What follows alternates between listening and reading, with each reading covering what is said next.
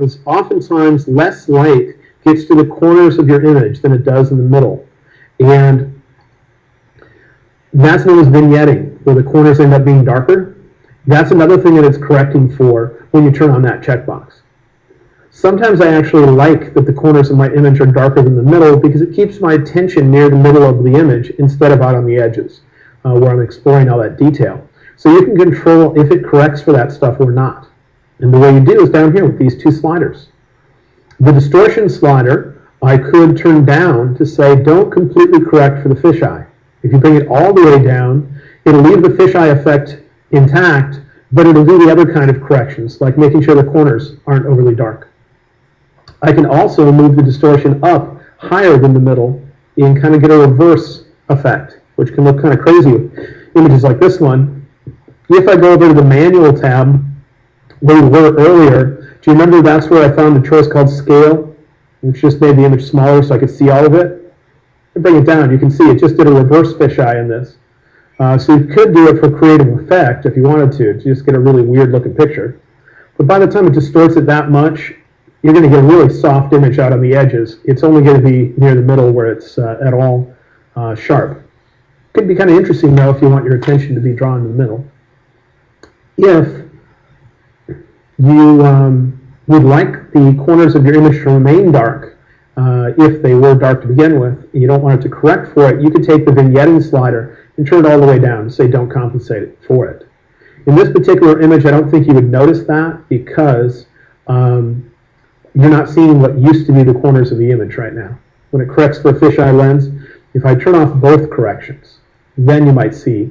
Watch the corners of the image, probably mainly this one here. If I bring the vignetting up to the middle, you'll see it try to correct for it. Do you see how it brightened up the corners? Whereas now it didn't. So anyway, one thing you can do is correct for a fisheye. So let's see how we can combine the two ideas we've talked about. Correcting for distortion in the image based on strictly the lens, and then correcting for distortion based on tilting the camera. Here's an image that I shot in Abu Dhabi at the Grand Mosque. And I used a fisheye lens in order to be able to get enough of the scene in here. Otherwise, I just couldn't get this entire archway in there. And I also had to tilt my camera up in order to capture the top edge. So let's see how this works out. I'm just going to come in here. First thing I'm going to do is under lens corrections. I'll go to the profile area and I'll turn on the profile corrections. I should mention when it comes to that checkbox, if you're using older versions of Lightroom, I think, but I could be wrong when it comes to the version number because I don't always remember, this feature was introduced when Lightroom, I believe it might have been Lightroom 3, they came up with an update for it. So if you have a version of Lightroom that's one version old, consider going to the Help menu and choosing Check for Updates if you don't find that checkbox available. It was available, first introduced in an update to Lightroom, not in a major release of it. So anyway, that tried to correct for my fisheye lens. If I turn it back off, turn it back on, you see that that's making so things aren't as curved, but I can see that these, which used to be straight vertical lines when I'm actually standing in this area, are still messed up. So I'm going to now click on the manual tab. And on the manual tab, it's the vertical slider that will help me be able to tilt this. I don't know if I'll be able to completely correct for it. I don't know that I actually want to completely correct for it. I just don't want it to be overly distorted. But that's about as far as it'll let me go.